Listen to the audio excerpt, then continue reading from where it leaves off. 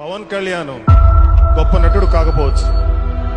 పవన్ అభిమానుల హడావిడితో థియేటర్ల దగ్గర సందడి వాతావరణం కనిపిస్తోంది. గొప్ప డాన్సర్ కాకపోవచ్చు. ఆడుతున్న ప్రతి థియేటర్ దగ్గర జాతర జరుగుతుందా అనిపిస్తోంది. వాడంటే ఎందుకు ఇంత ఇష్టపడతారు?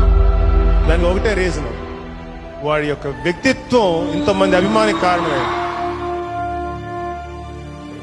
మన సమాజం డబ్బున్నోళ్ళకి, ఇన్ఫ్లుయెన్స్ ఉన్నోళ్ళకి, పేరున్నోళ్ళకి తప్ప సామాన్యులను రక్షించదా?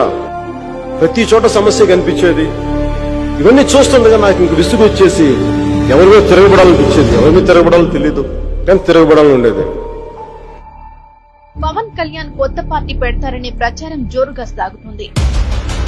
ఎన్నో కోట్ల రూపాయలు, అలాంటి జీవితం, అలాంటి డబ్బు, అలాంటిది ఏది వద్దనుకుని ఎండల్లో జనం కోసం ఏదో చేద్దామని నేటి దుర్భర రాజకీయ వ్యవస్థలో పవన్ కళ్యాణ్ గారు మనుగడ సాధించగలిగారు.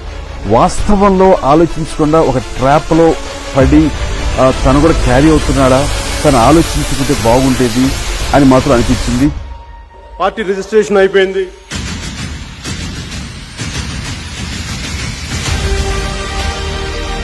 మీరు నిలబెట్టిన జీవితం మీకు కాకపోతే ఇంకెవరికి అంకితం. ఏం కావాలి అడిగంటే కమ్యూనిటీ పెద్దవాళ్ళు అడిగింది, మాకేం వద్దా కొంచెం మంచిగా వాళ్ళు అడుగుతుంది, మంచిగా అవుతుంది. ఓట్లేస్తారో ఓట్లు వేయరో నాకు తెలియదు, కానీ మనస్ఫూర్తిగా నేను మీకు అండగా ఉంటాను. మీరు వర్షంలో కలిస్తే నేను గొడుగు పట్టుకుని గొడుగు తీసి ఇచ్చేస్తాను. ఫాతిమా కాలేజ్ విద్యార్థులు చేసిన తప్పేంటండి? అలాగే ఈ రోజున మనకి ఉద్దానం ప్రాంతం సర్వనాశనం అయిపోయింది. అలాంటిది ఇంత జరిగితే ఎందుకు బయటికి రావట్లేదు? ఎక్కడైతే దోపిడీ రాజకీయ వ్యవస్థ ఉంటుందో అక్కడ ఖచ్చితంగా తిరుగుబాటు ఉంటుంది.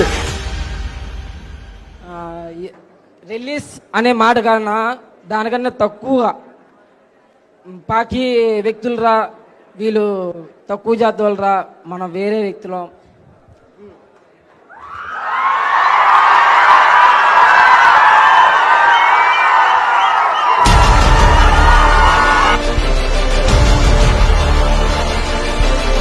చాలా కాలం క్రితం భగత్ సింగ్ బలిదానం చేశాడు దేశం కోసం, సమాజ హితువు కోసం.